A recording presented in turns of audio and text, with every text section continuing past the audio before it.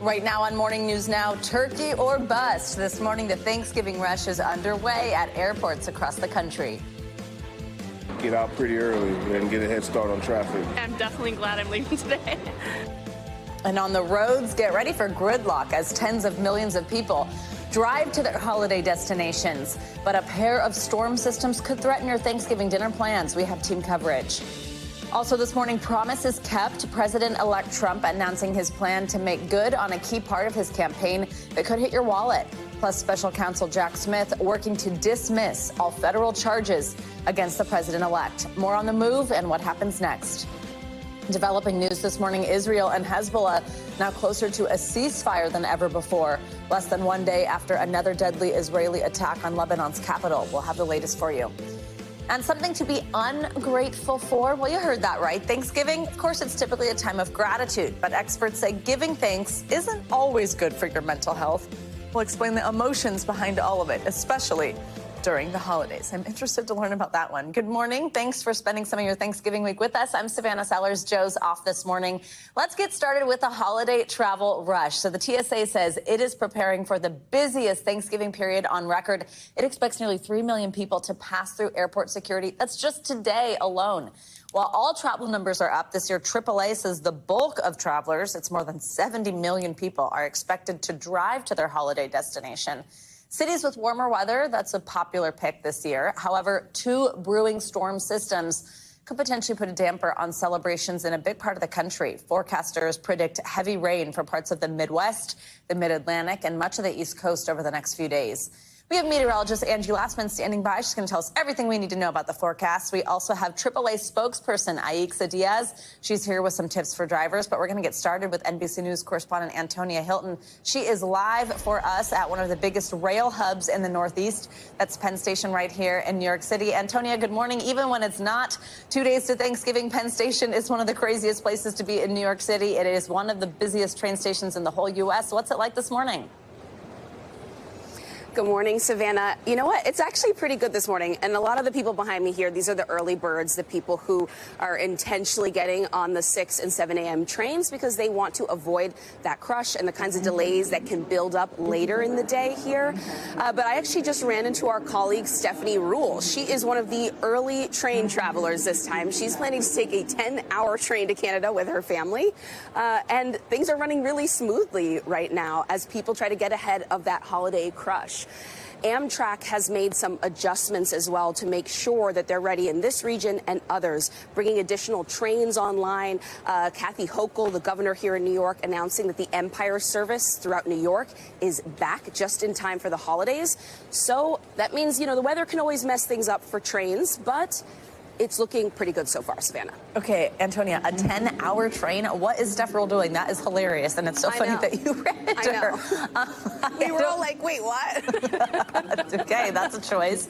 Well, more than 2 million people are expected to travel by train, as you're seeing there, bus, which also leaves from Penn Station. Cruises, those are also a popular, I'm not really sure, we keep calling them a mode of transportation. I feel like it's kind of more like a vacation choice for Thanksgiving this year, but that's a huge jump compared to just 5 years ago. Before the pandemic. What do we think is behind the spike of so many people choosing to travel during this time? Well, Savannah, cruises are driving a whole lot of that, and the spike is about 9% up from last year, but almost 20% up over where we were right before the pandemic, so 2019. And I think this is a reflection of people being really eager to get out there to try new holiday experiences like cruises or like really long, strange train rides like the Rule family. And that's something that experts really celebrate. It certainly takes some people off of the roads, which can be really, really stressful, but also potentially dangerous for drivers in the early mornings, in the evenings after work before the holidays. And so right now, having 2.3 or so million people choose buses, trains, and cruises instead, that's in a way incredibly welcome news, Savannah. Yeah. I hope Steph hears about this conversation we're having about her plans. It's so funny. If people are planning to take a train or bus, what can they do to try and avoid any delays or hiccups? It's not quite like at the airport, you know, when you at TSA, if you make sure your water bottles and your laptops are out, it's faster. It's not exactly like that with a train. What is helpful? A few things would be helpful. The first is, make sure that you have food, snacks, supplies with you. You can buy them at all of these train stations, but sometimes the lines to get just your snacks can be longer than to get onto your train. So keep that in mind, especially if you're traveling with small children and they're going to need that. Of course, you can buy them on the train, but you'll get better prices off of the trains. And then think about your timing here. If you, for some reason, haven't booked your holiday plans yet, tomorrow is going to be tough, the day right before Thanksgiving. And then when you're planning to make your way back to work, back home, Sunday, expect some long lines, some crushes, some waiting, and potentially some delays. That is the day when virtually everyone is trying to head back from Thanksgiving, and it is the singular day that is the most busy, especially on trains during the holiday season, Savannah. All right, Antonia Hilton from Penn Station for us. Thank you very much. Well, Aixa Diaz is here to help explain what you need to know before you travel for the holiday. She's a spokesperson for AAA, so we can dig in on what's going to be happening on all these roads with 71.7 million people traveling by car. We know AAA is predicting this. I mean, is that also record-breaking for us? And I know that this represents an increase also over pre-pandemic numbers. What do you think it is behind this trend, just like Antonia was talking about with people hopping on cruises and stuff, with so many people driving, and put in context just how big those numbers are? It is a record, Savannah. So we're breaking records across the board with the overall amount of people traveling, but also in just that auto category, nearly 72 million drivers. People enjoy road trips because they afford flexibility, right? You can leave whenever you want, come back whenever you want. And in many cases, it's just cheaper than flying, especially if you have a big family. The problem this week is a couple of things. As you know, we've got the weather in certain parts of the country. So you want to be mindful of the forecast. Let's say you already had your plan in place and you had your heart set on leaving on Thursday, for example, like I did. I am practicing what I preach. I initially was going to leave on Thursday morning, but I'm here in DC. It's going to be bad weather on Thursday, so I'm adjusting my plans and leaving tomorrow. People have to be flexible if they're driving because we are anticipating an additional 1 million people on the roads this Thanksgiving. Oh, just 1 million. Ay, my goodness. Okay, let's get practical. You just kind of touched on this, especially in the context of some of these storms that we're hearing about. But when is the best time for people to hit the road? What's a good rule of thumb? I mean, typically it would be Tuesday and Wednesday, first thing in the morning. So don't wait until the afternoon hours because today in the afternoon, tomorrow in the afternoon, that's when traffic builds.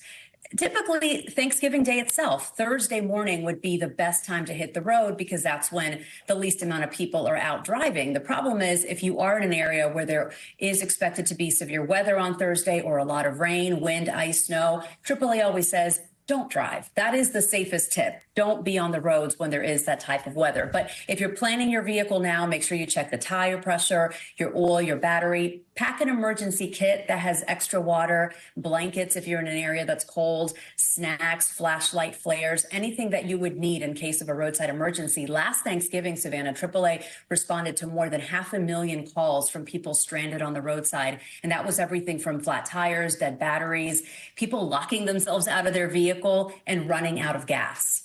Jeez Louise, let's try to avoid any of those types of things. Plan to be as safe as possible. What should drivers do maybe before they leave to try to make sure their trip is as safe as possible? Kind of a related question, but what are some reminders? Well, also check the forecast of where you're going. I think sometimes we're oblivious and we're packing and we're getting ready and getting the kids from school and you're in the zone that you don't actually pay attention to not only the weather where you are, but also along your route. So be mindful if you're on a road trip and you're going through multiple states, what's the weather going to be like along the route so you can prepare for that. And also fill up the tank the night before. Don't wait until the morning of or just say, oh, I'll just fill up along the way. The good news is that gas prices have been coming down. We're paying less than we were this time last Thanksgiving. The national average is getting very close to $3 a gallon. We're not quite there yet, but at least half the country is paying under $3. And going into December, Savannah, we do expect gas demand to go down. That brings gas prices down, and demand comes down when it's colder weather. Also, more people work remotely over the holidays, and a lot of people do their holiday shopping online now. They don't go in the stores, so they're not driving as much. There you go. Let's talk about the nearly 6 million travelers who are expected to fly.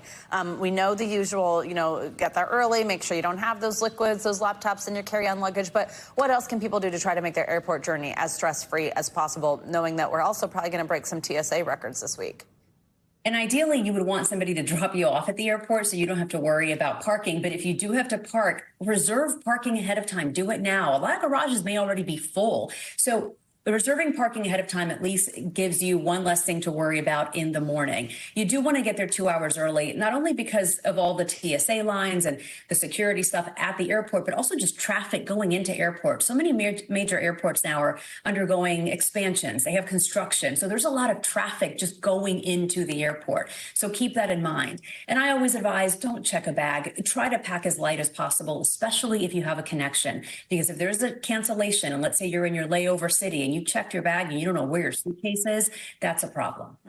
Aixa Diaz, thank you very much for joining us this morning. Happy Thanksgiving. Safe travels on your drive today. Appreciate it. Thank you. Well, now Happy for what to expect weather-wise in your area this holiday week and those dual storm systems that we keep mentioning. Let's get a closer look at your Morning News Now weather. Angie Lastman is here to tell us how it could impact our travel. Hi, Angie. Good morning. Hi, Savannah. Good morning to you. We've got those two storm systems that we're going to be closely watching over the next couple of days. The middle of the country, that's where the good news is. You're not looking at a whole lot right now, at least for the time being. The East Coast, you're seeing some of this rain working through. This is going to be something that will leave you with potentially a little bit of a difficult commute this morning. It's a quick round of rain, though. We'll see maybe some higher elevation snow as well as some ice for interior portions of New England. But out west, we're gearing up for another storm system that's going to slowly but surely cross the country and move coast to coast and be quite impactful on its way. Here's that first system across the east. There's the ice and snow, a couple of slick spots, again, interior New England areas and the I-95 corridor, a little wet this morning. That's going to slow you down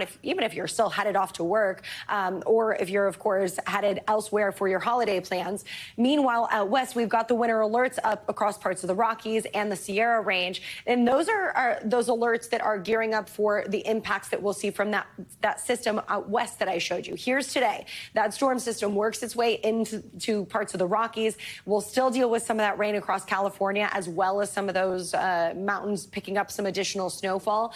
And the Rockies is where it's going to be a little bit difficult when it comes to travel today. So Salt Lake City and Denver, those are a couple of trouble spots. But even Las Vegas, LA, and San Diego, you could see some difficulty, too, with some of those showers working into Southern California. That storm system, we're not going to be done with it just yet. We're going to watch that redevelop here as it gets east of the Rockies. That means rain, snow really ramping up across parts of the Tennessee Valley and the Midwest as we get into tomorrow. So even into the evening hours tomorrow, Chicago, Detroit, Nashville, potential delays. But check out Kansas City and St. Louis. Those are going to be a better chance that we could see some of those delays. And across Texas, we'll see some windy conditions. So the possibility for Dallas, Houston, and Austin to see some delays also. On the roads, I-75, I-64 all have the potential to see some wet roads and a little bit of a slower go, especially considering we could see some snow and maybe ice across that region too. And as we get into Thanksgiving, all that moves into the East Coast.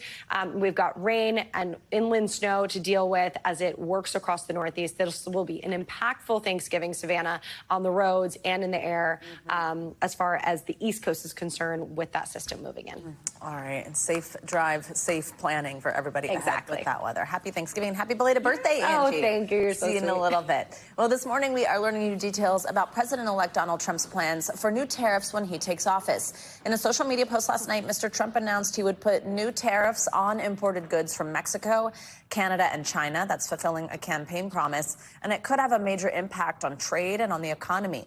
The announcement comes as Special Counsel Jack Smith moved to drop all federal charges against the president-elect. This is regarding his handling of classified documents and his alleged efforts to overturn the 2020 election that culminated with the January 6th attack on the Capitol. For more, we are joined by NBC News correspondent Von Hilliard. He covers the Trump transition for us, and NBC News Justice reporter Ryan Riley. Good morning to both of you, Von. Let's get started with you. So President-elect Trump's plans to enact new tariffs on imported goods. He's framing this as a response to illegal immigration and the ongoing fentanyl crisis. But what is he proposing? Explain the connection there and what kind of impact this could ultimately have on everyday Americans and our wallets. Right. It could have a major impact. Let's be very clear. He is suggesting that the U.S. and his White House will put a 25% tariff on all goods coming from our two largest trading partners, Mexico and Canada. That is everything from agricultural goods to auto manufacturing. This is a proposal from Donald Trump that could have major impacts. He's also proposing a 10% additional tariff on all Chinese goods coming into the United States. This effectively amounts to a tax. And what economists predict is that you would see your goods that come in from overseas, the price at the store be increased. And for Donald Donald Trump. He has made the case that it'll be worth it in the end, that it'll help fill up the coffers to pay for goods and services in the United States. But we went through a trade war back in 2018 and 2019 when Donald Trump levied tariffs on China, Mexico, Canada, and other European allies. And what we saw was a drop in the commodity prices of everything from lobsters to corn and soybean to other manufactured goods because there were retaliatory tariffs that were placed on U.S. exports. So there were markets that were cut off in which U.S., again, just use corn farmers, for example, weren't able to sell their corn overseas to places like China because they had stopped in retaliation buying American goods because America placed tariffs on their exported goods. And so this is some of the concern of economists about the ultimate impact that it would have on the economy. Yet Donald Trump has made the case that that sort of bold tariff strategy would increase U.S. domestic manufacturing and be able to put the U.S. in a long-term position to better compete with the overseas producers. Vaughn, I do also want to touch on something else really quickly while we've got you. Some inner turmoil from the Trump transition team. This is from the New York Times. They're reporting a top Trump aide is being accused of asking for money to promote potential cabinet appointees. What can you tell us about this? Right. I am told that there was a review that was that took place within this Trump transition team that reviewed the contracts and the agreements of all of their top advisors. The reporting from the New York Times is that Boris Epstein, who is one of Donald Trump's top advisors, but also his senior counsel, he helped oversee the lawyer teams for each of his criminal indictments, that Boris Epstein had essentially gone to different individuals and suggested that he could consult for them, and in turn, by doing that, promote them internally within Trump world ahead of potentially being named to cabinet or top administrative posts. Boris Epstein, in a statement, told NBC News that he has done effectively no wrongdoing and that he looks forward to continuing on with the Trump transition team. And so Boris Epstein is one of those close, rare advisors that has been around for the last 9 years throughout Donald Trump's political reign. And so I think it calls into question potentially some internal strife in Trump world, which they have largely been able to avoid for the last 2 years. But this all comes at a time in which there are many people that are vying for these top cabinet and administrative posts. Savannah. All right, Brian, let's bring you in here. Walk us through the decision here from special counsel to drop the 2 federal cases against the president-elect.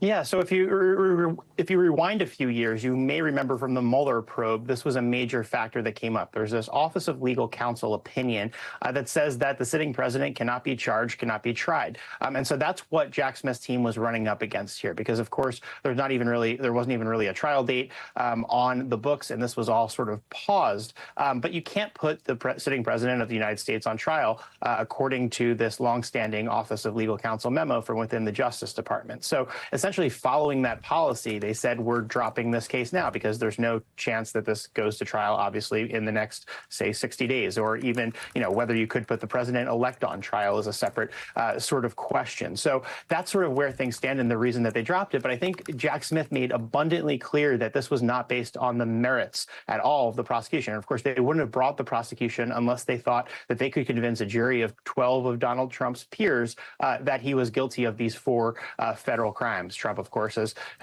proclaimed his innocence and said that he is not guilty of those crimes. But they were confident that they could have gotten this over the line. And of course, they did convince federal grand jurors that there was enough probable cause to return an indictment against him for his efforts to overturn the election back in 2020, Savannah. Ryan, you touched on this, but, even before getting to this point of the move to actually drop these charges, it got more complicated with that Supreme Court ruling over the summer that determined presidents have immunity from prosecution on some official acts. How did that play into this?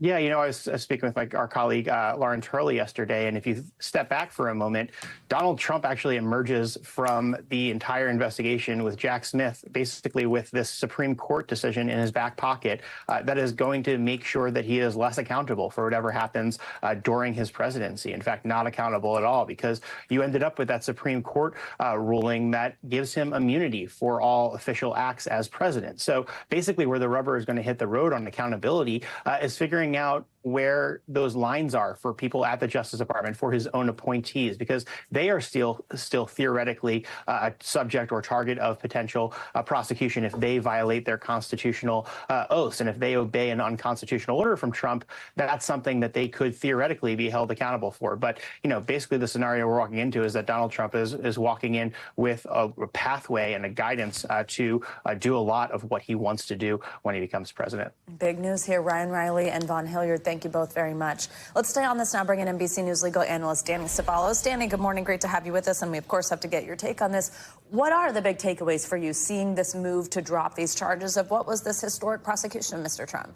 In a way, they were inevitable. These federal cases were going to go away one way or another. So then the question becomes, what is the symbolic message that Jack Smith wanted to send? And I think there's a lot in his filings that you can read between the lines. There are two words that appear repeatedly in both filings in Atlanta and in the D.C. case, and they are without prejudice. Yeah. That means when you dismiss a case without prejudice, in theory, it can be brought again. But let's get real. It's never going to be brought again, certainly not by Jack Smith.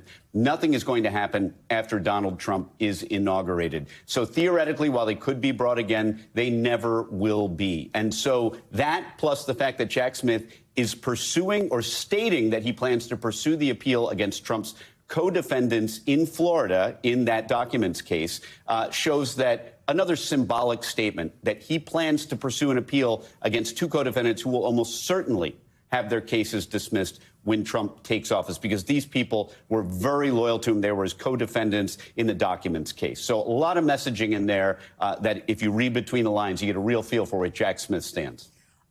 We love when you make predictions for us. They are typically right, I will point out. Mostly wrong. No, I actually don't think they are. Okay. Is that true? Yeah, No. I'm not tracking. But why? Explain your confidence that even after his second term is finished, that this will not come back. I go with the too many barriers to name reasoning in saying that this case will not be brought again. First of all, you're assuming, he has 4 years. Then you possibly could get another 8 years of a Republican presidency. And I seriously doubt any Republican president is going to be interested in having his or her DOJ continue a prosecution against Donald Trump. So there's that possibility. You run into statutes of limitations issues. You run into additional constitutional issues. You run into the same immunity issues that we have dealing with right now. Consider this. The Florida case is currently dismissed. It's dead even before Jack Smith declined to pursue the appeal. So if it's dismissed on the same case law in 4 years, it's still dismissed. Same thing in D.C.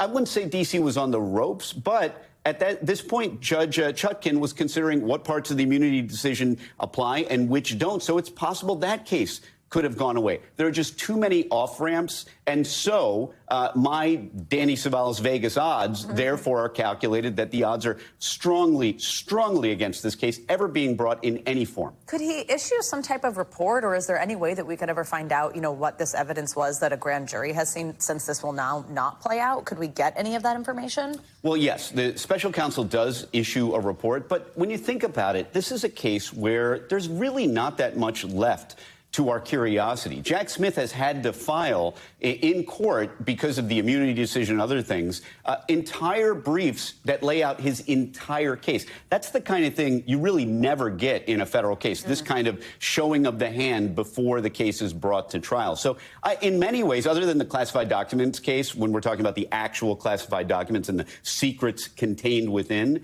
we really have never gotten this kind of look at what the case was going to involve. So some we may never find out, but even if there is a report issued, we've already learned most of it through the filings that have been made public. Danny Ceballos, thank you very much. We appreciate you being here with us this morning.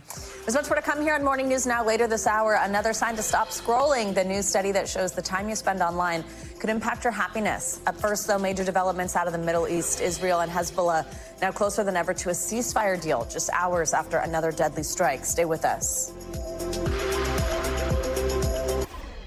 Welcome back. NBC News has learned that a ceasefire deal between Israel and Hezbollah is edging closer. That's according to 3 senior Biden administration officials. Israel's security cabinet is expected to meet today to discuss the proposal 2 months after Israeli ground troops invaded Lebanon. Now, despite a deal appearing close, Israel continues to bombard Lebanon. Yesterday, at least 31 people were killed in a series of airstrikes, including this powerful attack on Beirut we just showed you. Speaking on the sidelines of the G7 foreign ministers meeting, the European Union's top diplomat urged more pressure on Israel to accept the deal and end the deadly violence once and for all. There is no excuses for a ceasefire. On the proposal agreement brokered by the US and France, Israel has all security concerns. There is not an excuse for not implementing a ceasefire. Otherwise, Lebanon will fall apart. So let's put pressure on Israel in order to approve the proposal of ceasefire today. NBC News correspondent Hala Garani joins us now from Jerusalem. Hala, thanks for joining us. So just how close does this ceasefire deal seem? Is the Israeli cabinet likely to approve this proposal that's on the table today? Well, it does sound like there is more momentum behind this latest effort, Savannah. We understand that the Israeli cabinet is going to meet to review the deal, and we understand that there is really some high chances here that the deal will be approved. What might it look like? Well, according to Israeli media, there are proposals to require the Hezbollah militant group to withdraw north of the Litani River and to have thousands of regular army troops from Lebanon then occupy the south of Lebanon, and for the Israeli army to gradually withdraw back south and into its own territory, allowing for the return of its citizens to the northern parts of Israel. Savannah, many of our viewers know that since October 8th, when Hezbollah entered this conflict after the October 7th attacks, thousands of Israeli citizens were forced to evacuate, and thousands of Lebanese civilians were also forced to evacuate the southern parts of Lebanon to go up north to escape the ever-growing and ever-intensifying conflict. Now, we understand that the Lebanese cabinet is going to be meeting tomorrow to look at the deal, the Israeli cabinet as well. Israeli media is reporting that there could be a supervisory committee reviewing the implementation of the deal that would be headed by the United States. Now, if that's the case, Arab countries and the Arab parties to the deal might consider it to be perhaps not entirely neutral because it has stood by Israel strategically and militarily since October 7th. Savannah? Hala, what do we know about how some of the key points of this proposal would be implemented? Well, it is a good question. You have a supervisory committee that is meant to be looking at the implementation. Of course, Israel is saying and has said really in the last 2 to 3 days since speculation and reports that the ceasefire deal was close, has said that they reserve the right to respond to Hezbollah in case of any violation. What would a violation look like in the eyes of Israel? That's a good question. And also, what happens with the Israeli military in the southern part of Lebanon if there is crossfire between the Iranian-backed militant group and Israel? Where do they stand in this? What kind of dangers are, that embedded within the agreement itself? Because here you would have a very sort of fragile balance between the different parties on the ground, and fears, of course, that it could reignite a conflict between Hezbollah and Israel, with this time the Lebanese military in the middle. Savannah. Hala, important reporting. Thank you very much. Coming up, giving thanks, not always a positive thing. Up next in our weekly check-in, we'll unpack the expectations of showing gratitude this time of year and when it might be helpful actually to say no thanks. Plus, she's defying gravity on the big screen. We'll introduce you to the actress making history in the new Wicked movie. You're watching Morning News Now. We're back now with some scary moments at a mega church in Dallas over the weekend. Famed pastor Bishop T.D. Jakes experienced what his church called a health incident during his Sunday sermon, convulsing on stage until others rushed in to help. His daughter is now speaking out, sharing the latest on his condition. NBC's Kathy Park has the story. A superstar pastor recovering after suffering an apparent medical emergency on stage in Dallas. Oh, Lord. my strength, my Redeemer. Let him go in peace. Bishop T.D. Jakes lowering his microphone and sitting in silence for 20 seconds before clergy rushed to his aid at the Potter's House Church. In the live stream recorded and posted to YouTube, members of the congregation heard shouting as Jakes remained motionless. The cameras eventually cutting out. Everybody begin to pray. Come on, stretch your hands this way. In a statement, the church writing the pastor had a slight health incident, adding that he received immediate medical attention and is under the care of medical professionals. It was a pleasure. The energy of this weekend service notably low for one of the most widely recognized pastors in the world. Getting into your purpose doesn't always mean getting into your comfort. Jakes leads a congregation of 30,000 members and has 6 million followers on Instagram alone. Nothing you've been through has been wasted. His message and vitality earning him millions of clicks on his YouTube videos, including this one racking up almost 10 million views. Everything is a rhythm. God is a rhythm. Breathing is a rhythm. In addition to guiding his followers in spirit, he's a savvy businessman, authoring more than 30 books. 10 women of the Bible who changed the world through prayer. Selling Bibles, oils, and apparel online, and hitting the red carpet for movie premieres. In 2021, Jakes launching a sermon series on Sean Diddy Combs' Revolt TV, years before the rapper's highly publicized arrest. Following the incident on stage, Jakes' daughter and son-in-law later providing this update. It could have been a tragic day, but it wasn't. By the mercy of God, by the grace of God, Bishop is doing well. He's recovering well. He's under medical care. He's strong. We're trying to get him to sit down. He's the strong bishop that we know. His family and followers around the world keeping the pastor in their thoughts. Kathy Park, NBC News. It's now time for our weekly mental health check-in. We're going to start off this Thanksgiving week with a look at why forcing yourself to be grateful can sometimes do a little more harm than good.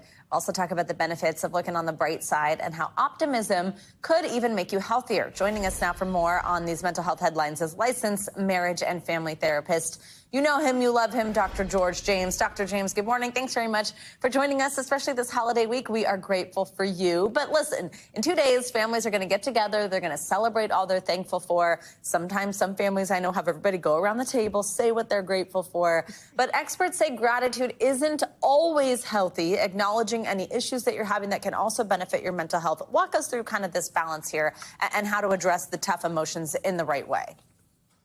Yeah, good morning, Savannah. And yes, you know, what this article is talking about is that sometimes we can be so grateful that we are not paying attention to the things that really are negative or difficult, or we're not really paying attention to those emotions, you know, things that might be hurtful, or we might also seem like a pushover because we're just so grateful.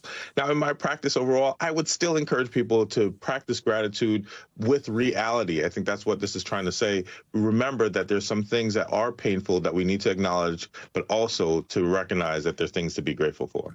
There you go. And I do think, because in a second we're about to talk about optimism and being positive, being grateful and showing gratitude, even when maybe you're in a funk about something else, but finding those things can certainly be helpful in that way.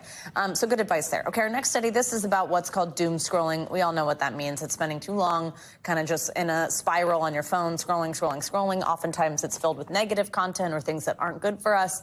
Well, new research from London's University College shows how doing that, how that activity, doom scrolling, can actually impact depression. What do we need to know?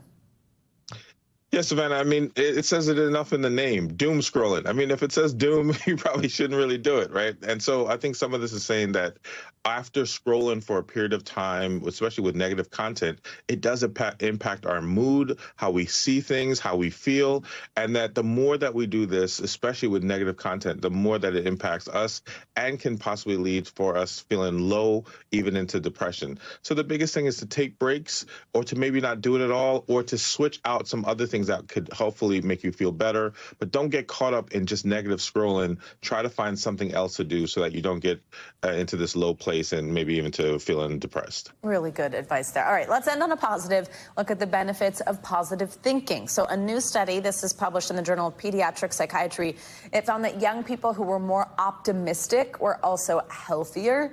Walk us through that. I mean, is optimism a science, right? Like, how exactly optimistic do we need to be? How do you try to implement that in your life a little bit more? And also square that for us with the fact that we kind of just said, you know what, sometimes it's okay to be not so grateful about certain things. Exactly. So this is more of where I live and where I practice, that the more that we can be optimistic, that it can change lots of things in our lives.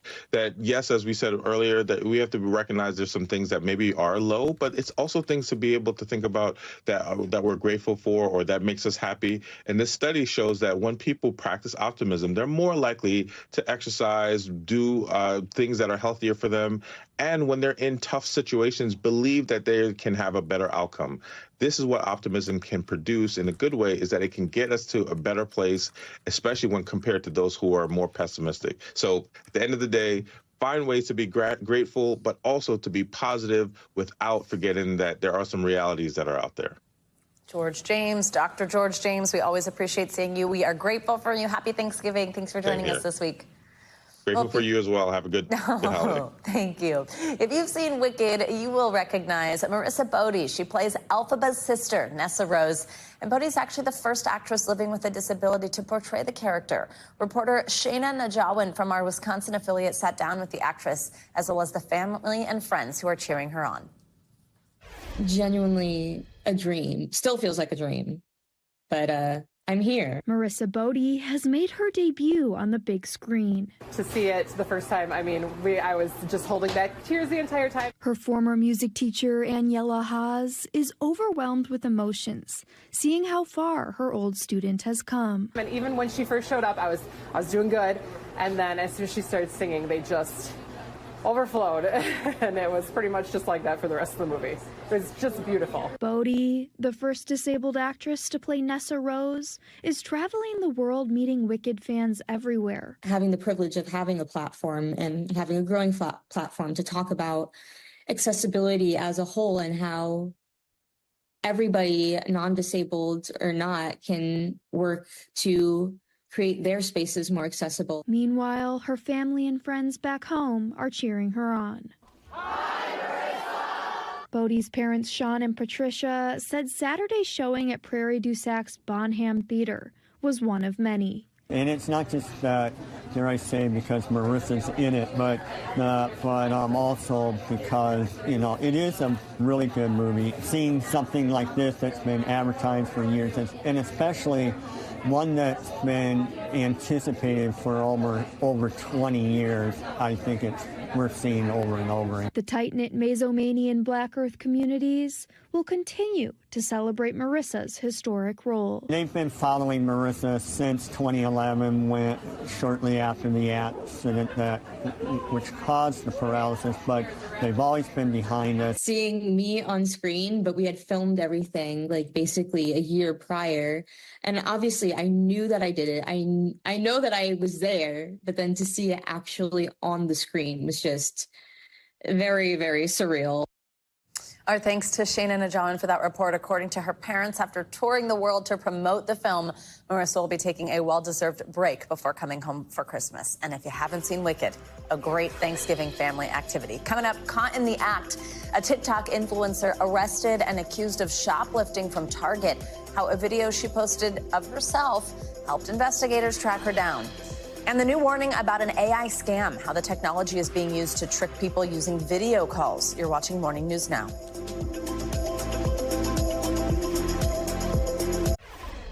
We are back with the latest on a Florida influencer who's now facing charges after allegedly posting videos of herself shoplifting. Police say this video shows the well-known TikTok creator stealing hundreds of dollars worth of merchandise from a self-checkout at Target.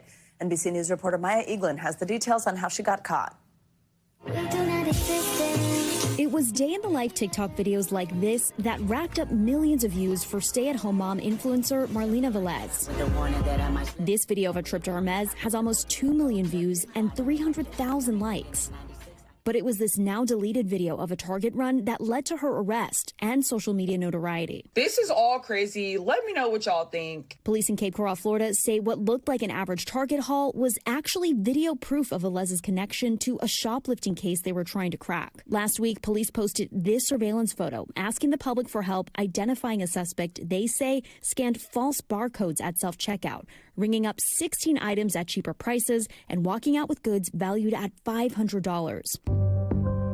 Police sharing their own social media video of what happened next. We actually had one person reach out on Instagram and say, hey, I want to remain anonymous, but here's their name and date of birth and their Instagram handle. So from there, we were able to look up her social media and even find on TikTok, she posted a video that day of herself going to Target, buying these items, and then taking them home with her. Velez now faces one charge of theft and is out on bond. Everything was documented, even the outfit that she wore. It shows like her getting ready with the outfit and even her glasses. The stay-at-home Florida mom is now requesting a public defender in this case. NBC News reached out to a phone number for Velez listed on court documents but did not hear back. Other content creators now reacting to the news of this arrest with a reminder. You should really stop comparing yourself to these influencers who have the life you dream of, because it's not always what it seems. Maya Eaglin, NBC News. Now to an urgent new warning about a growing trend among scammers who are using artificial intelligence to create deceptive video calls. In the latest edition of our series AI Revolution, NBC News Now anchor Kate Snow got a first-hand look at how the technology is being used to trick people. Hey there, so this is really a new cutting edge for AI scam artists using video, not just audio. We've shown you how imposters can use artificial intelligence to clone voices on the phone. It's literally a matter of dragging and dropping audio clips into this program. That's it. As a way to scam loved ones or colleagues who think they're talking to you. Hello? Are you crazy busy? I forgot my corporate card. Oh, no. But as technology advances, the scams do too. Experts now warning you can't always trust what you see. Take this case in Florida. The owner of a title company, Lauren Albrecht, was trying to verify the identity of a woman who was selling property. Margaret? And luckily caught on. After the second pause, I realized this is 100% a video playing on a loop. It is not real. Her first clue? Margaret, can you raise your right hand? The fake person could not. That's a red flag, but not every scam gets caught. We are seeing horrible extortions that are happening to individuals, to grandmas, to grandpas. We're seeing CEOs being attacked. We're seeing organizations being attacked. Hani Farid is a professor at UC Berkeley and co-founder of Get Real Labs, which works to detect deep fakes. So let me share my screen here. We asked his team to show us just how convincing AI can make a video call using material of me they could find online. It's about 7 seconds, okay? Hey, sweetie, can you pick up milk, eggs, and cereal at the store on your way home tonight? Thanks. See you later tonight. Oh, my. These pre-produced videos troubling enough, but Farid says there's more. Now what I can do is in real time on a video call like this one, I could be a deep fake. Good morning, baby. The man you see here in the lower left demonstrating how to pull off the ruse through live video chat using AI to superimpose a face on top of his own in real time. A new report by the Alliance to Counter Crime Online warns of a tsunami of fraud using deepfake technology. In Hong Kong, an employee sent $25 million to a fraudster, thinking senior officers from the company had instructed her to make the transfer on a video conference. We're trying to sound an alarm, and we're also trying to urge our lawmakers to do more to regulate these dangerous technologies. Experts say every family should create a code word to verify their identities to each other. This is the world we're entering in. It's now going to have to be physical interactions that are the only things we trust. Because seeing is no longer believing. So here's another tip. If you get a video call from someone you think you know and it doesn't feel right, maybe they're asking for your personal information or money, hang up. Call the person back and make sure that you know who it is you're really talking to. Back to you. All right, Kate, wow, thank you very much. That is freaky. Well, time now for some financial headlines. Starbucks baristas are struggling after a ransomware attack at one of the coffee chain's software vendors disrupted how they manage their schedule. CNBC's Silvana Henao joins us with that and other news. Silvana, good morning. Hey, Savannah, good morning to you. That's right. Starbucks is facing major disruptions following a ransomware attack on one of its software suppliers. A spokesperson for the coffee chain says the outage has affected its ability to pay baristas and manage their schedules, leaving store managers to manually track employees' pay. Starbucks says the outage hasn't impacted customer service, and it will ensure baristas will eventually be paid for all hours worked. Walmart will roll back some of its diversity, equity, and inclusion policies, joining a growing list of companies feeling pressure from conservative groups. Walmart will no longer consider race and gender to boost diversity when giving out supplier contracts, and eligibility for financing won't be based on suppliers providing certain demographic data. The retailer will scale back racial equity training and review support for Pride and other events. Starbucks, JP Morgan, and Ford are among the companies changing their DEI policies over the past year. And the Macy's Thanksgiving Day Parade is about to get more expensive. The Wall Street Journal reports NBC, which has had the broadcast rights since 1953, is working on a new deal with the department store to keep the parade on the network and Peacock for the next decade for an average annual fee of $60 million. That's up from about $20 million a year in the current contract. The higher price reflects the value of live programming as viewers flee for streaming services. Nearly 30 million people tuned in last year, and NBC took in more than $50 million in advertising. Wow. Savannah. Those are some big numbers. They are some big numbers. Yeah. I'm one of the people always watching. I love that parade so much. Same. Savannah, thank you and happy Thanksgiving. Coming up, a sign of hope standing 20 feet tall. Up next, we'll take you to the White House, where a special Christmas tree that survived Hurricane Helene is now a centerpiece of the holiday season. You're watching Morning News Now.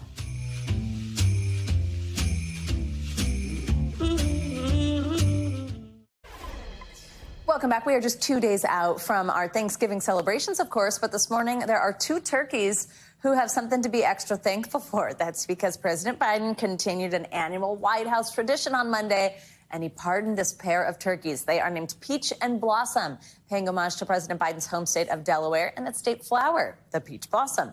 2,000 guests attended the ceremony on the White House South Lawn. Look at this. Born this past July at the Zimmerman family farm, raised by the... Yeah, I hear you. Peach wants to speak a little bit here. Well, fellas, your prayer's going to be answered today. Based on your temperament and commitment to being productive members of society, I hereby pardon Peach and Blossom. This, of course, is the last time President Biden will carry out the ceremony as president. And as for the turkey's plans, well, Mr. Biden says Blossom hopes to visit each of Minnesota's 10,000 lakes, while Peach has dreams of seeing the northern lights and lives by the motto, keep calm and gobble on. Peach and Blossom, we're very happy for you. Well, let's stay with the White House holiday celebrations and end the hour with the story of a very special tree. It was chosen from a farm 400 miles away that was nearly wiped out by Hurricane Helene. Here's NBC News correspondent Stephanie Gosk on how it's now serving as a symbol of hope. By horse-drawn carriage, a special 20-foot Fraser fir arrived at the doorstep of the White House, the end of its roughly 400-mile journey from Cartner's Christmas Tree Farm in North Carolina. They named it Tremendous for the extraordinary hope that it represents. Cartner's and other farms in the region were hit hard by Hurricane Helene. Tree, mend, M-E-N-D, us. So this tree's going to mend us. Tremendous will stand tall in the Blue Room, a first-floor parlor in the White House. In the 50s, First Lady Mamie Eisenhower placed a tree there every Christmas, a tradition that has carried on through administrations. The honor of supplying the tree goes to the farm that must first win state regionals, then nationals, only to be dubbed Grand Champion Grower. We visited the farm last week, where the fir began its journey to stardom. The taper's number one. It's got absolutely perfect taper on it. What makes perfect taper? Well, it's not too this way, it's not too slim. It's just right. Hand-picked at the farm by White House staff, volunteers from around the country will now do the decorating. Out of the whirlwind of glitter and garlands will come the warmth and comfort of the season. I can't wait for you all to share in it. The White House ending the great Christmas tree debate. A tree this nice can definitely go up before Thanksgiving. Stephanie Gosk, NBC News. You know how I feel about that. Any tree, anywhere, certainly can. What a sweet story. That's going to do it for this hour of Morning News Now. Stay with us, though. The news continues right now.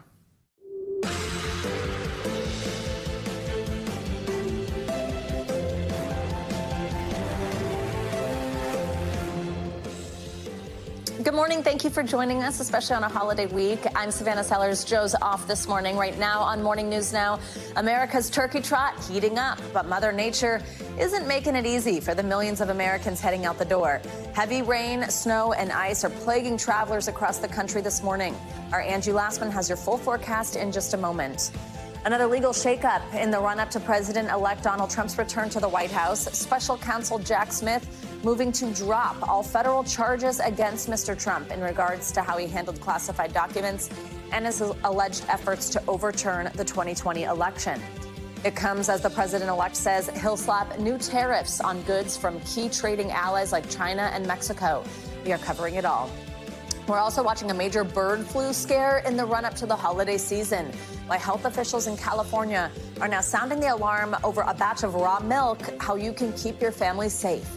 And it's one of the nation's busiest airports preparing for what could be a Thanksgiving travel week for the record books. Later in the hour, we will take you behind the scenes at Denver International Airport for a look at how workers are ensuring smooth sailing for your holiday hop.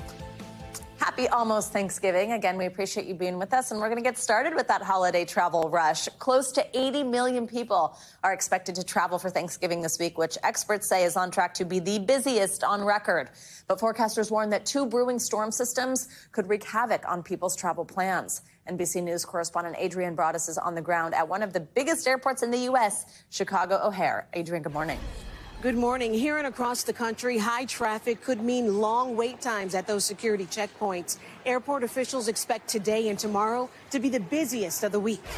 This morning, it's the perfect storm for holiday travel headaches. Two major weather systems dumping heavy snow and rain from the West Coast to the plains to the East Coast, just as record numbers of travelers hit the roads and skies for Thanksgiving. The TSA expecting more than 18 million passengers at airports this week, a 22% jump from 2 years ago. Why did you choose to leave today? We were trying to get ahead of all the holiday travel traffic. In San Francisco, heavy winds delaying nearly a quarter of flights. And in Newark, a shortage of air traffic controllers already causing big delays. In Boston, more holdups with two separate airplane collisions within hours at one of the nation's busiest airports. Overnight, a Cape airplane carrying 5 people struck by an empty JetBlue aircraft being tugged by a tarmac vehicle at Boston's Logan Airport. Confirmed wingtip collision. Just hours earlier at the same airport, an American Airlines plane clipping the wingtip of a Frontier Airlines jet preparing to depart with 200 passengers on board. Some frustrated Frontier passengers facing waits of nearly 2 days for a new flight. I have no accommodations of where I'm staying or any idea what's going on. There's some good news for the 90% of Thanksgiving travelers driving this year. Gas prices have fallen to $3.06 a gallon, nationally down from $3.26 a year ago. Back to that collision, Frontier is offering $100 travel credits or full refunds. Plus, they're offering hotel and meal vouchers. Back here at O'Hare, travelers are bracing for snow expected in the coming days. Their hope is that the weather will not impact their flights as they make their way to the Thanksgiving table. Back to you. All right, Adrian, thank you. Well, let's take a look at what to expect from the weather this holiday week with your Morning News Now forecast. See how it could impact all these travel plans we're talking about. Angie Lassman's here. Hey, Angie. Hi there, Savannah. The all-important forecast leading up to this week. And boy, we've got some busy spots. 2 specific locations that we're going to be keeping an eye on here today and potentially through the rest of the holiday and work week. But here's that East Coast storm that we've been watching. This is leaving us with some wet weather across the Northeast this morning. Of course, we need the rain, but kind of a inconvenient time for this quick round of rain to arrive across New England. We'll also see some snow for some locations there. Meanwhile, out west, we're gearing up for this next storm system that isn't just a today kind of event. This is going to be something that will cross the country over the next couple of days and work coast to coast, leaving us with impacts along the way. So let's time all of that out for you. Here's today, getting through the rest of your Tuesday, some of the snow in those higher elevations across the Rockies. This is going to leave us with likely some travel issues in that region. We'll also see that slick travel anywhere from really Nevada to Colorado. So again, difficulty when it comes to travel on the roads and in the air. By the time we get into tomorrow, this kind of reignites itself and we end up with some heavy rain and the potential for some snow in some of the cooler areas as we get through parts of the Midwest and the Great Lakes. Beyond that, East Coast is in play. That's when on Thursday you'll see kind of a wet forecast up and down the East Coast. It'll be a little bit of a slow go when it comes to travel. Specifically, you'll see the kind of icy and snowy conditions in parts of New England. This, again, going to leave us with some difficulty on the roads and in the air. So let's show you exactly what that means. There's your Wednesday. Here's the trouble spot. Chicago, St. Louis, Detroit. Not expecting a whole lot in the way of delays, but still could be a little iffy with some of that rain. Notice Boston to Miami, great conditions for air travel. Not expecting us to see a whole lot of delays there, but Denver going to be one of those trouble spots with that snow across the Rockies. It'll be heaviest across those mountains, but notice the roads, I-64, I-70, both could be spots that give you a little bit of difficulty if you're going to be hitting the roads. For Thursday, of course, Thanksgiving, there's all the showers and storms I told you about. New York, stretching down to New Orleans. We'll see some rain everywhere else. Basically, plenty of sunshine, maybe some clouds mixing in, but temperatures will be on the chilly side of things. So, of course, 37 degrees in Chicago isn't ideal for any prolonged periods of time outdoors. When it comes to Thanksgiving Day on the roads, the southeast to New England, that's where we're going to see the biggest impact. It'll be rainy. It'll be wet with the snow as well, but it'll also be windy. That could potentially leave us with a couple of spots that will be difficult when it comes to being out and about. And of course, Macy's Thanksgiving Day Parade, not the best forecast for this, honestly. We've got rain likely. I mentioned those winds. They'll be anywhere from 5 to 10 miles per hour, and temperatures will be on the cool side of things, mid to upper 40s in the rain. It doesn't look great for the parade, but I'm sure some people will brave that, and hopefully we can get those balloons up in those conditions. Friday, wrapping up the holiday week, frosty conditions across the south. It's going to be chilly as you get up and out the door, but notice lake effect snow, our first one of the season, and we could see some potentially impactful kind of snow across this region, the Great Lakes, that is. We'll also see some light snow for the Ohio Valley and parts of the Midwest. It'll be mild out west, nice conditions in places like Southern California. We'll even see Texas dealing with nice low 60s to low 70s. And the East Coast will dry out. So Saturday looks a whole lot better than it did on Thursday, of course, for Thanksgiving. But guess what? More snow in the picture on Sunday for that region. Is there any snow in New York City or Long Island? Not yet, but Savannah, we're just getting started. Don't worry. I'm sure I'll have a snowstorm on tap for you in no time. There we go. All right, Andrew, thank you so much. Of course. Well, the special counsel who filed dozens of federal charges against Donald Trump has now moved to drop 2 cases against the president-elect. That move closes the chapter on an unprecedented legal process that's been drawn out for more than a year without either case going to trial. NBC News senior legal correspondent Laura Jarrett has the latest and what this means going forward. Hey there, good morning to you. The cases were a first of their kind, striking accusations of an effort to cling to power and mishandling our nation's top secrets, claims only made possible because Mr. Trump was a private citizen at the time. But from the very beginning, there were delays, there were detours, and ultimately a successful strategy in bringing this all to an end. First, the political victory, and this morning, a legal one. The top prosecutor overseeing the federal charges against President-elect Trump formally asking to drop them. Special counsel Jack Smith writing the Justice Department's long-standing policy against prosecuting a sitting president should apply to the president-elect as well, notwithstanding the gravity of the crimes charged and the strength of the government's proof. A federal judge in Washington quickly signing off on the move, which was expected, bringing the final conclusion to a historic case, accusing Mr. Trump of a criminal plot to reverse the 2020 election results as he ran for re-election.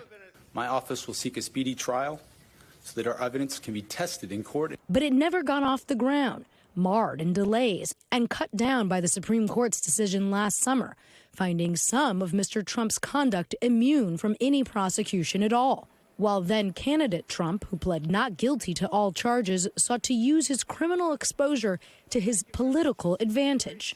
I've ever heard you get indicted for interfering with a presidential election where you have every right to do it.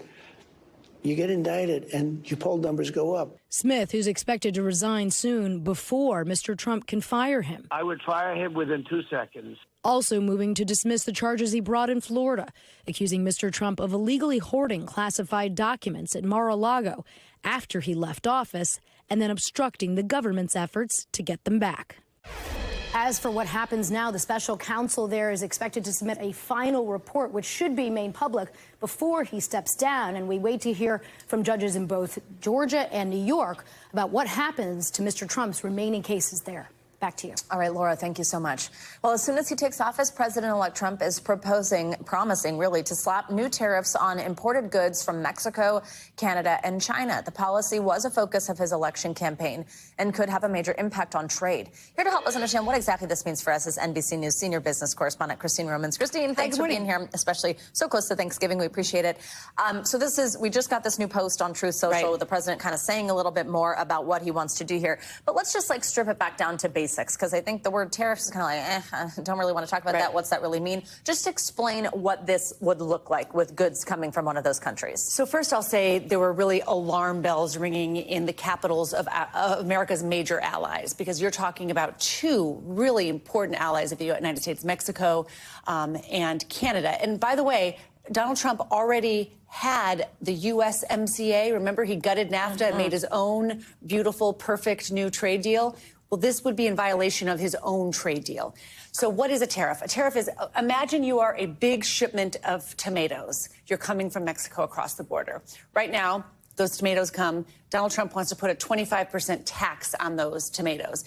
And the president-elect says Mexico would pay that tax, but that's not exactly how it works. The importer in the U.S. would pay a 25% tax, would literally write a check at the customs depot to the U.S. government for those tomatoes. And then that importer goes and sells them to grocery stores, and grocery stores sell them to us. Along the way, that 25% tax, maybe not all of it, but some of it gets passed on to consumers. So those taxes raise prices of things. Think about lumber coming to the U.S. from Canada, or dairy, milk coming from Canada, or oil from Alberta coming to the U.S. from Canada. You were talking about raising energy prices, raising food prices, raising construction costs. These are the kinds of things vehicle manufacturing, for example. In Canada, half of the cars made in Canada are made by U.S. companies. And half of the parts in Canada, in their auto industry, came from the U.S. in the first place. So what if you have retaliation where the U.S. is putting tariffs on Canada, Canada puts tariffs on the U.S., suddenly the price goes up on both sides, and who pays for that? The person who buys the car. So it's a fascinating moment when many think that Donald Trump was elected essentially because people are sick and tired of high prices and snarled supply chains and just wanted things to go back to normal. And what he is proposing here could eventually become a trade war that would snarl supply chains and raise prices for consumers. Some eagle-eyed viewers may have noticed on that graphic it said at the bottom, meant to curb illegal drug trafficking. Explain that piece of this. So that's a new wrinkle as well. We have heard Donald Trump call himself tariff man. He has put tariffs on before and resulted in a trade war with American farmers, for example, by China. But this time he's saying, I'm going to have these tariffs on the day I get into office until you curb illegal immigration and the flow of drugs across the border. So for the U.S., Canada, and Mexico, again, we're like not even cousins, we're brothers and sisters. You know, we're the same kind of family here in terms of trade. That is a new tack. We know he has been very strong against China. He has already put tariffs on China. The Biden administration has kept those tariffs on China. Now he is proposing more.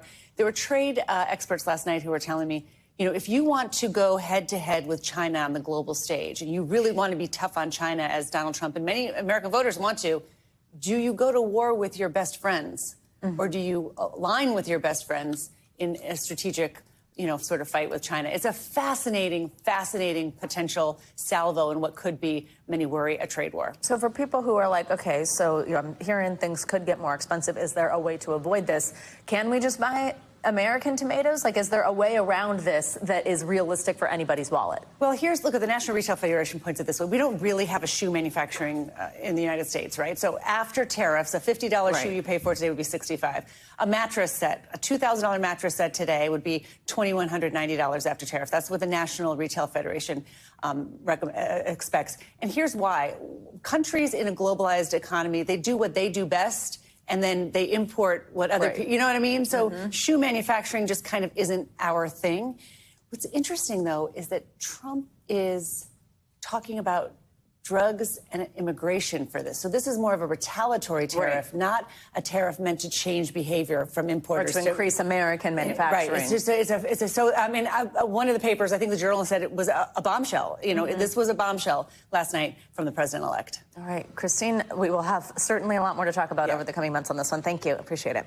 Well, over in the Middle East, NBC News is learning that Israel and Hezbollah are closing in on a ceasefire deal. Israel's security cabinet is expected to meet today to discuss the U.S.-French proposal. Now, despite the push for a truce, Israel is showing no signs of slowing down its bombardment of Lebanon. Yesterday, Lebanese authorities said at least 31 people were killed in a series of strikes across the country. That includes the capital, Beirut. NBC News chief international correspondent Keir Simmons joins us now for the latest on this. Keir, good morning. Thanks for being with us. So we know there are some within the Israeli government who are against this deal. First, just tell us, how likely is it that this proposal does move through? Where do things stand right now?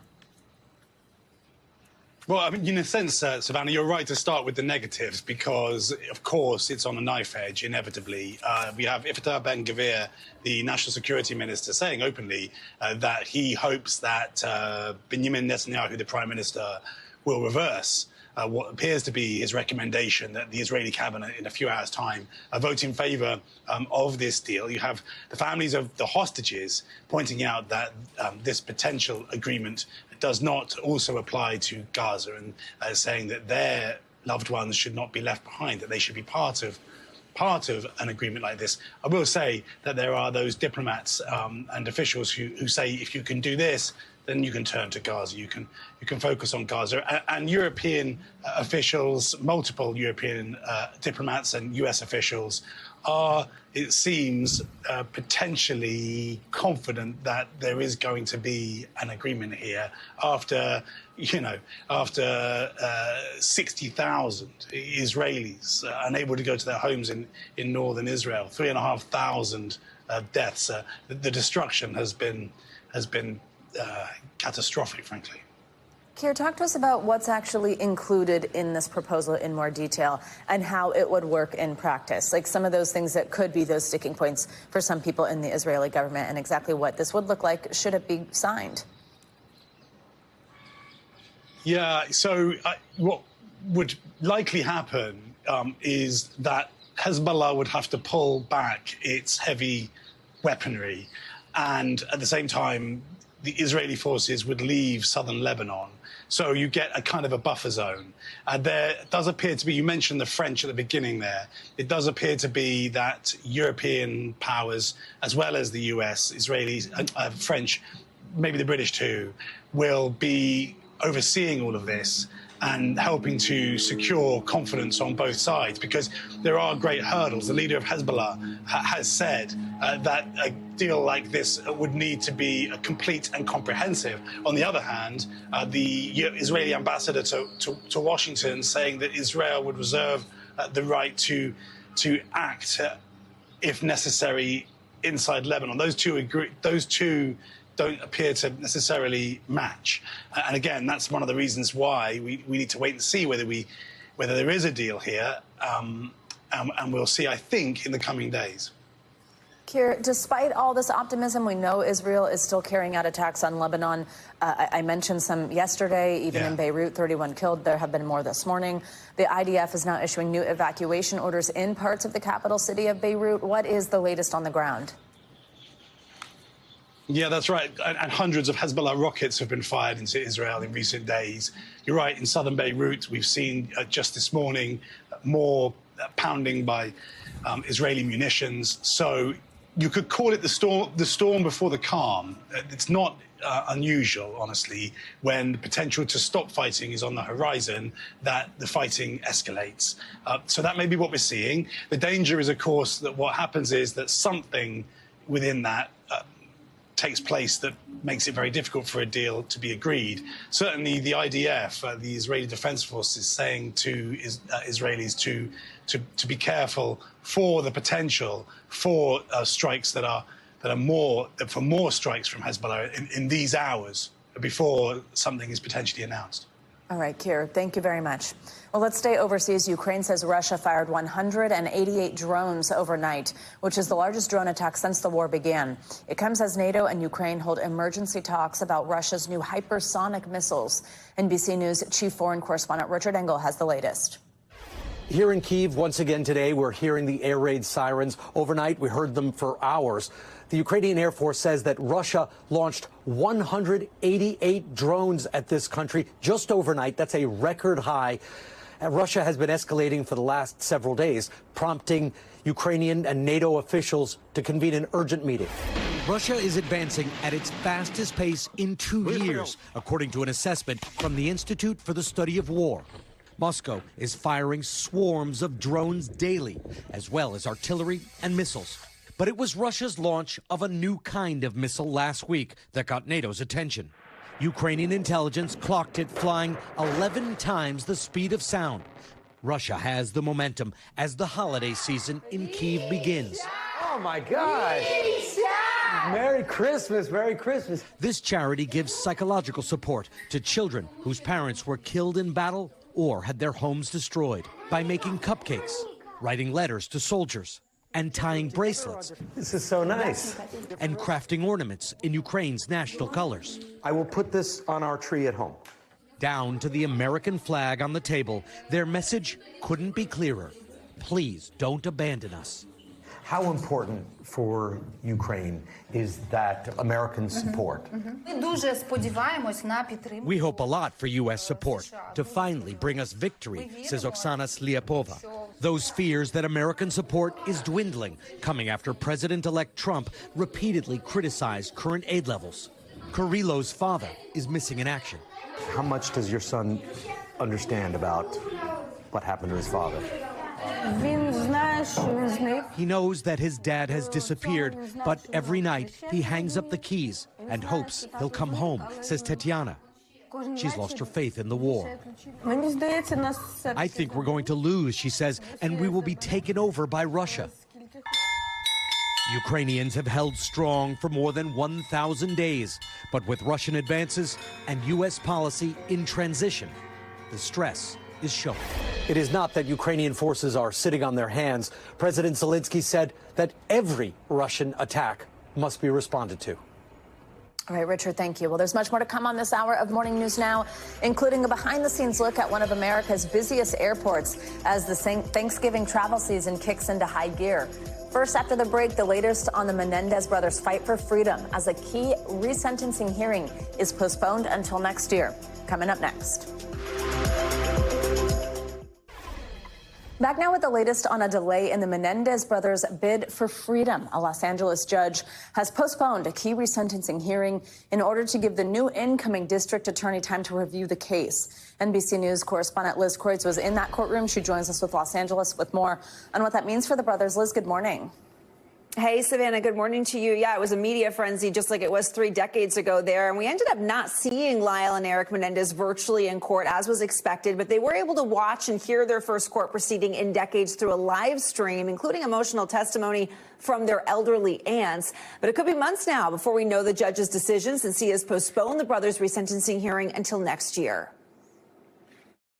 Eric and Lyle Menendez's path to freedom taking yet another detour. Stay behind the line, please. With some of the brothers' family members in court on Monday, a judge deciding to delay their key resentencing hearing, which was set to take place early next month, until the end of January. The judge doing so in part to give incoming district attorney Nathan Hochman time to review the case. The judge did the right thing in the sense that the record in this case to decide a resentencing motion is voluminous. The decision coming during the Menendez brothers' first court date in decades. Eric and Lyle, who are currently serving life sentences without parole for murdering their parents Jose and Kitty in 1989, listened to the hearing from prison on a jailhouse live stream, but due to technical issues could not be seen and did not testify.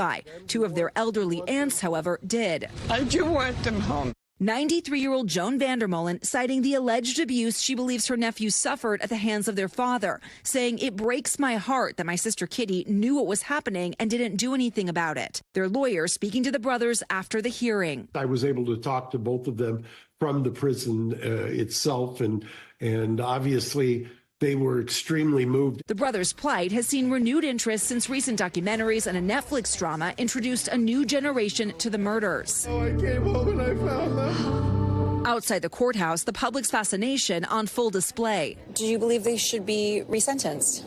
I do. I know they murdered their parents, but I also believe in second chances. Now the resentencing effort is about to be in the hands of DA-elect Hochman, who takes office next week and tells us he will not be swayed by public opinion. Do you believe that the Menendez brothers are getting special treatment right now? I think the Menendez brothers are not getting necessarily special treatment. They're going to get the same treatment I would give to any defendant. Now, the brothers' attorneys had been saying they'd like to get them out of prison by the holidays. Savannah, that's really no longer possible. All three of their different paths, including a clemency request to the governor, will not be decided on until early next year, now at the earliest. Eric's stepdaughter, who attended the hearing, posted on her social media afterwards that the delay by the judge is not the outcome that the family had been hoping for, that they remain optimistic. Savannah. Liz, thank you very much. Well, it's time now for some international headlines. In Egypt, rescuers are searching for several people still missing after a tourist yacht sank in the Red Sea. Claudio Lavanga joins us from Rome with that and more. Claudio, good morning. Good morning, Savannah. That's right. The Egyptian authorities are saying that at least 4 people have died and 9 others are still missing after that tourist yacht sank in the Red Sea on Monday. Now, survivors say, or told the authorities the yacht capsized after it was hit by a large wave. A total of 44 people were on board the yacht. 31 of them were foreign nationals, including from the United States. The search for the missing continues. Let's go to Serbia now, where a violent brawl broke out in the country's parliament between some government ministers and opposition members of parliament. The situation got out of hand when opposition MPs staged a protest, blaming the government over a building collapse that killed 15 people earlier this month, claiming the incident was the result of corruption and lack of transparency around infrastructure projects. The two factions ended up shoving, slapping and throwing water on each other as security tried to separate them. And let's end this tour of the world in Japan, where the police cracked a case that puzzled a kindergarten in the southwest of the country, where shoes kept disappearing from the children's lockers. Eventually, CCTV camera did catch the thief, who weaseled his way into the school. Well, now, Savannah, the police did catch the weasel as the thief, but it's still unclear what the weasel was doing with all those shoes. Maybe that's part 2 of the investigation. Claudia, as always, it's a pleasure. Thank you very much. Coming up, another health alert ahead of the holidays. Why officials in California are now sounding the alarm over bird flu detected in a batch of raw milk. What you need to know to keep your family safe this Thanksgiving. Stay with us. We're back now with new details about another food alert. This time, health officials in California are alerting the public after the bird flu virus was detected in a batch of raw milk. The state has reported over 24 human cases of bird flu since early October, mostly stemming from contact with cows. NBC News Chief Environmental Affairs correspondent Ann Thompson has more on a voluntary recall that's now being issued. A batch of whole raw milk being voluntarily recalled in California after health officials detected bird flu in a sample sold in stores.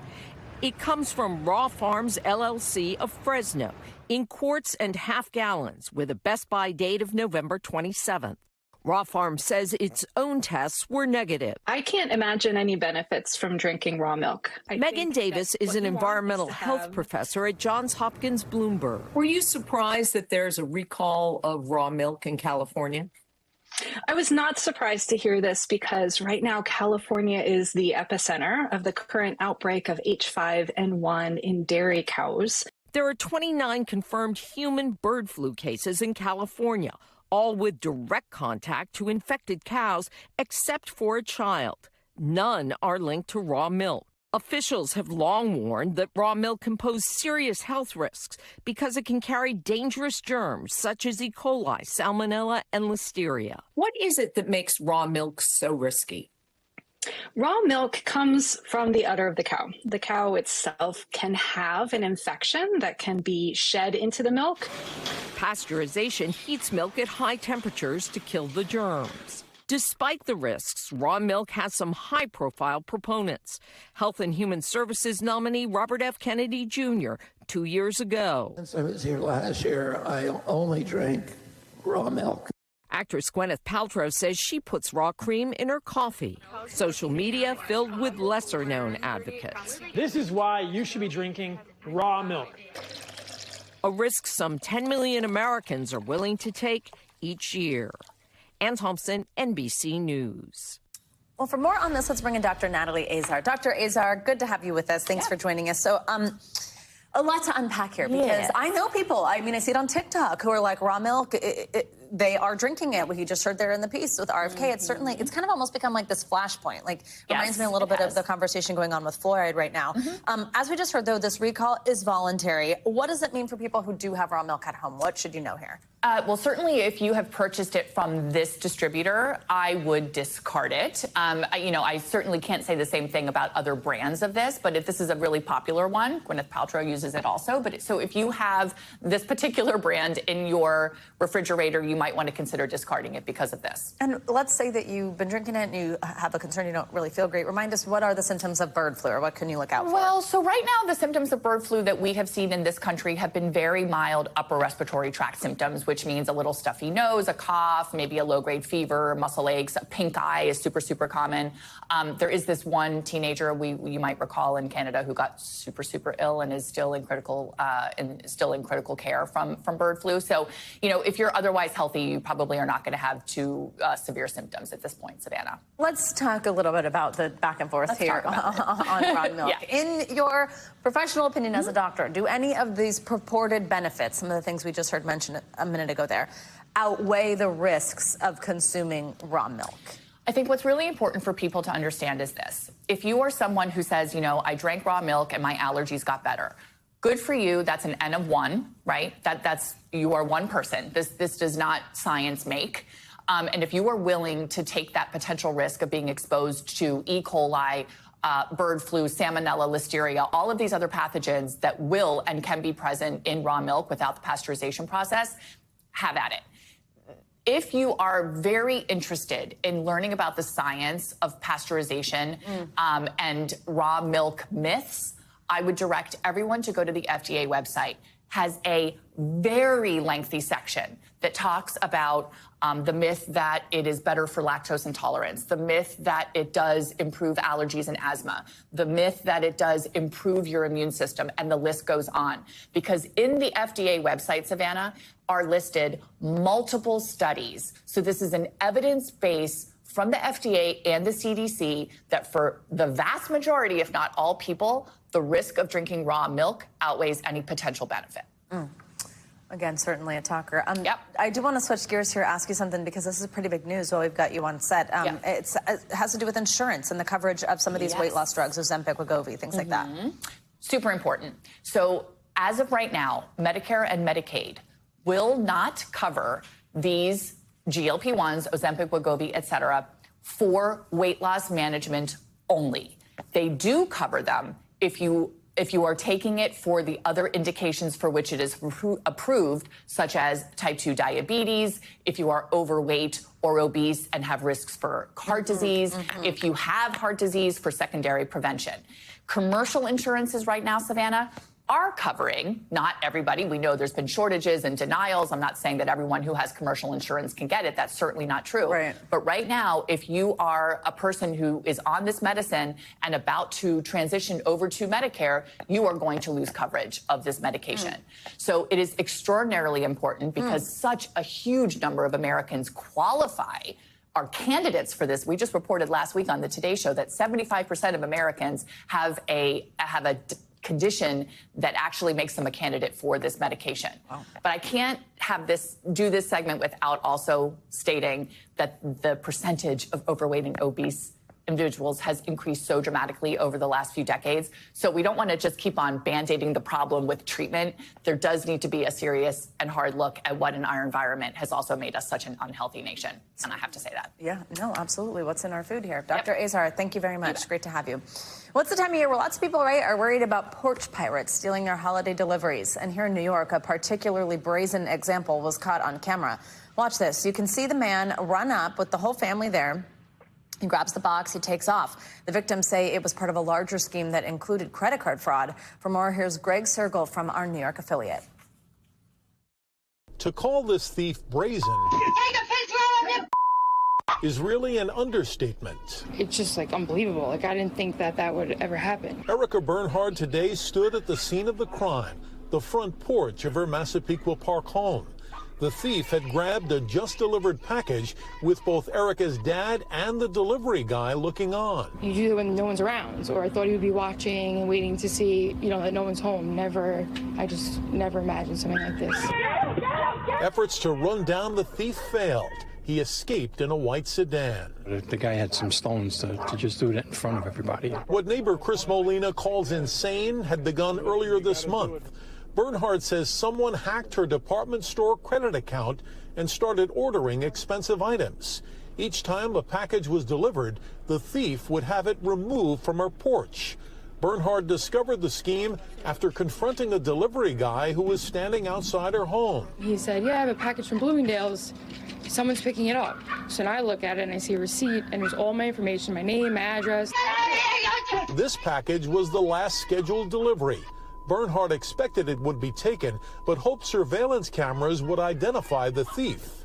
However, when her dad intervened during the package's delivery, the scene turned chaotic, with Dad even tripping on a holiday decoration. It was just very comical, everything that happened. My poor dad, he had a knee replacement. He shouldn't be running anywhere. Nassau police today called the hunt for the thief an ongoing investigation.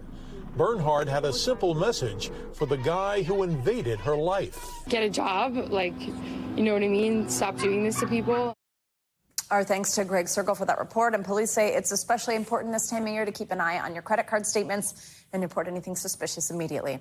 Coming up, we are taking you behind the holiday rush with an inside look at how workers at one of the busiest airports in America are working to make sure your turkey trot is smooth sailing. Our Tom Costello takes us to Denver International up next. We are back with this very busy Thanksgiving travel week, the busiest ever, in fact, according to the TSA and AAA. Airports that see the most traffic can, of course, be those bottlenecks, especially in bad weather, which many parts of the country will be experiencing in the next few days. So how will they keep things moving? NBC News senior correspondent Tom Costello went behind the scenes at Denver International. Actually, it's an airport we both know well. I know Denver's home for you, Tom, right? And we are both Colorado buffs, so that's our in and out point. Good morning, Tom. Yeah, I got to go home. I never left the airport, though. But listen, Denver is a critical airport because it's just west of the middle of the country, 300 days of sunshine a year, and that makes it ideal as a major hub and also a major transit point. And they have been preparing for months for this week. Delta 957 Denver Tower, I'm kidding, runway 8 for takeoff and 1605. Good for takeoff, runway 8, Delta 957. At the foot of the Rocky Mountains this week, record travel. 250,000 passengers a day at Denver International, the nation's third busiest airport behind Atlanta and Dallas. Denver is also the busiest hub for both United and Southwest. Already this season, DIA has had to dig out and melt a 20-inch snowstorm, de-icing up to 1,000 flights, and they get 50 snow events a year here. We generally try and declare snow alerts anywhere from 12 to 18 hours in advance so people can get ready, and then we're up and running. 150 pieces of equipment standing by. Denver International has the biggest footprint of any airport in America, 53 square miles, 6 runways, the longest, 16,000 feet. We can take it right down to bare pavement. We can clear our 16,000-foot runway in about 15 minutes. 15 minutes? Yeah, which is unheard of in our industry. Flying full this week, Southwest says it's staffed up and ready. Denver is essential for Southwest Airlines. It is a year-round. It's busy here. You've got summer, you've got winter tourism. It's just a busy airport. It's also a great transfer location to have customers come in from the East Coast or West Coast, transfer on another flight and go to their final destination. So it stays busy year-round. Underground, DIA's 6 miles of tunnels and 10 miles of conveyor belts handle 65,000 bags a day. This Sunday, the TSA's busiest. They're expecting 85,000 bags. Well, everything ramps up, right? We see more traffic on the roads to the airport, which means we see more traffic on the curbside. We see more people passing through our checkpoints, so we're ramping up for that. Inside, the Great Hall is still under construction, but a new West TSA checkpoint is open, keeping watch on it all from the skies and runways to the checkpoints, passenger trains, and baggage belts. White BMW unattended in between 407 and 411. DIA's Emergency Ops Center. Any small incident that happens across the airport will likely bring a significant impact. It's important to us to make sure we do our part in the entire national system. We do not want to be a delay or an impact to the entire system. This morning, Denver International is at full throttle and watching the skies. Yeah, one more complication this season. By the way, we've got the FAA warning of potential ground stops in the Northeast today, specifically at Newark Airport. We had some last night. That delayed flights is going to happen again today. And the reason for that is they simply don't have enough air traffic controllers at Newark or at Philadelphia. This is a bad time of year to have ground stops and ground delays because of an ATC shortage. But that's going to be happening today and beyond in the Northeast and the New York airspace. Savannah, back to you. Tom, thank you very much. Cool to see you down on the runway. Happy Thanksgiving. Well, remember those extra fees to select your seat or maybe add extra carry-on bags on your flight?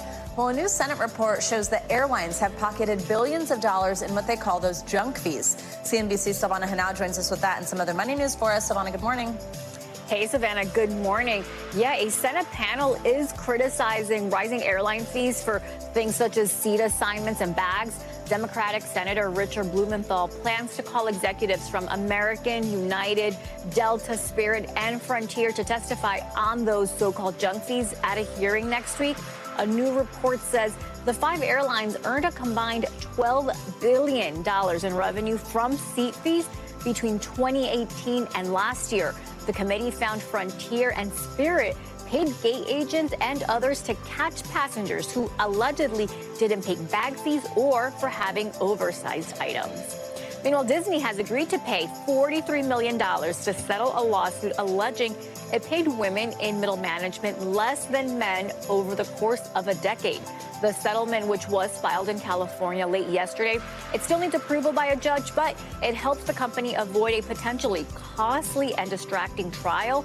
The lawsuit, which was granted class action status last year, was filed in 2019 by a product manager who still works at Disney. The company has disputed the allegation, saying it's always been committed to paying employees fairly. And Dictionary.com names its word of the year, and it's not brat. Demure is the publication's top choice, beating out other contenders like brat, brain rot, and weird.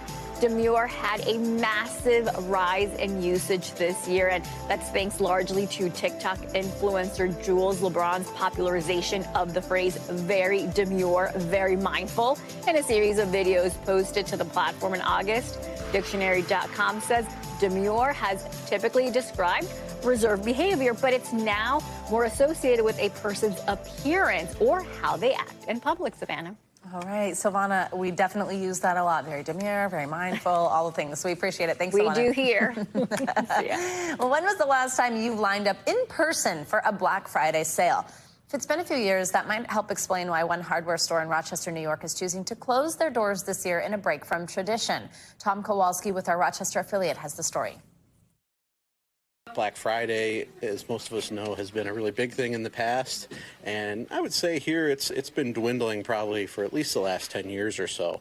Certainly for us, gone are the days of opening to a crowd or a line of people waiting to get in for that hot item. From hardware store staples to fun stuff like Legos, Mayors has a wide variety of gifts for the season.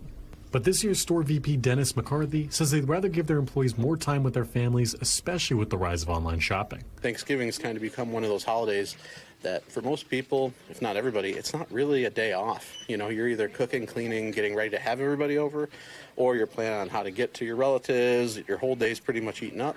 So we know the value of having that day after to just relax. And with the internet now and everything, there's a lot of options to shop without having to come in the store.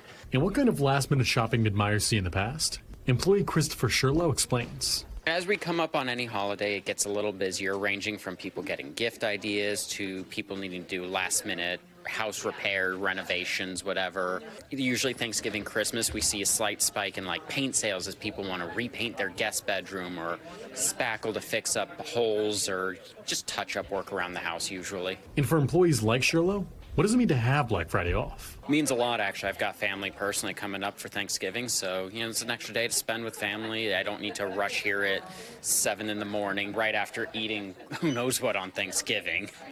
Okay, talking about a great boss. Seems they will really appreciate that extra day home for the holiday, and our thanks to Tom Kowalski for that report. Coming up, a world record like nothing you've heard of before. After the break, the crack Connecticut crock collector strutting toward global glory with a goal that's taking bucket lists to a whole new level. You want to see this next on Morning News Now.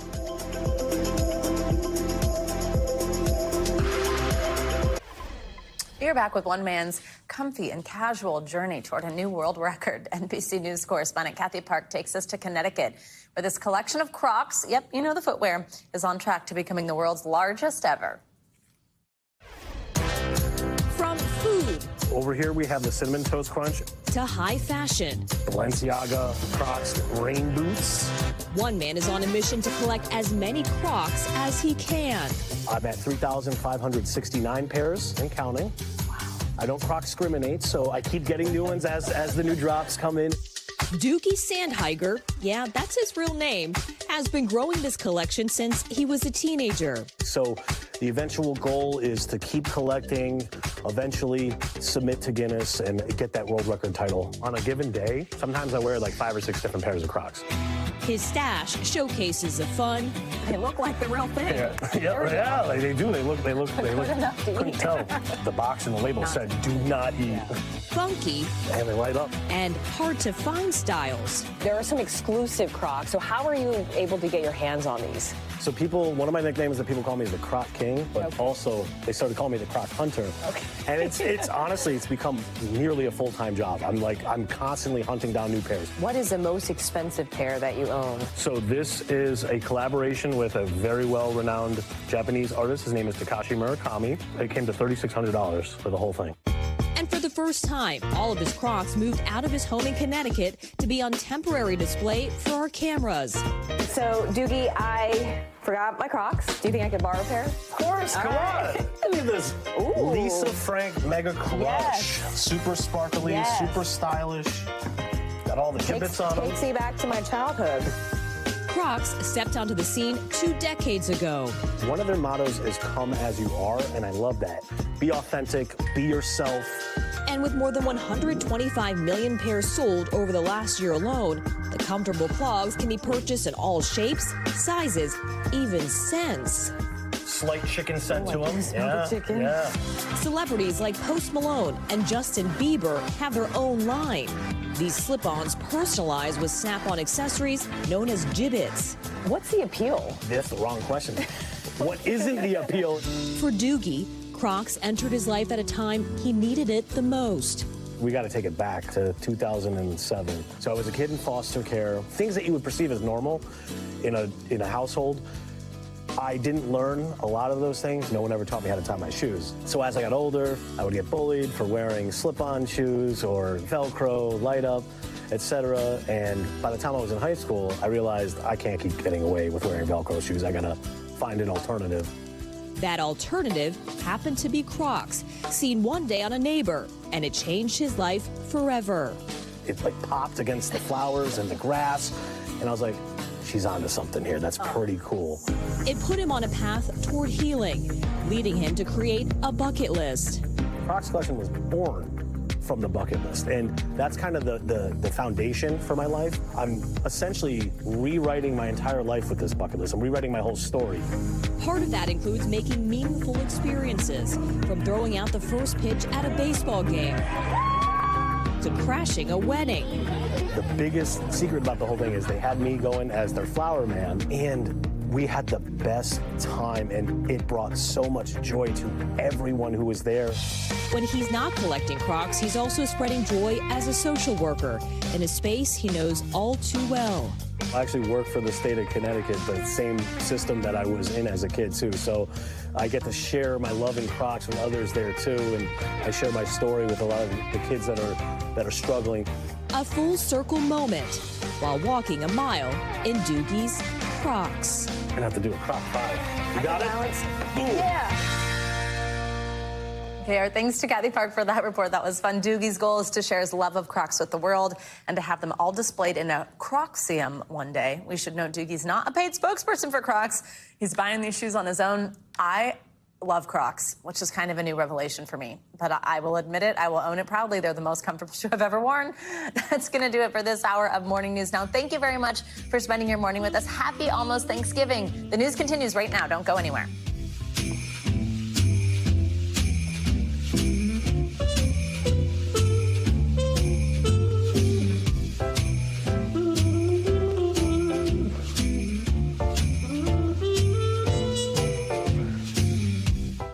Thanks for watching. Stay updated about breaking news and top stories on the NBC News app or follow us on social media.